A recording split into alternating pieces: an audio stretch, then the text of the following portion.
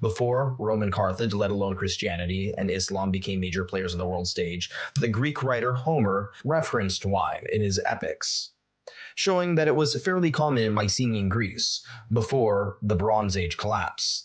Greeks had, unsurprisingly, an ancient history of wine production dating back to the Minoans on the island of Crete, long before the epics of Homer were set in. The Greek island of Lesbos became famous for its vineyards.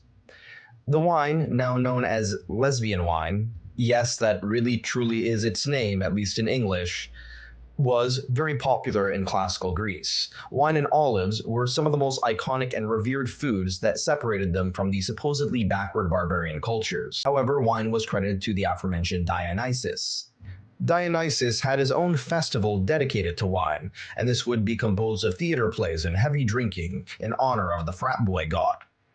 Eventually, the Romans, after defeating Carthage, would expand their empire.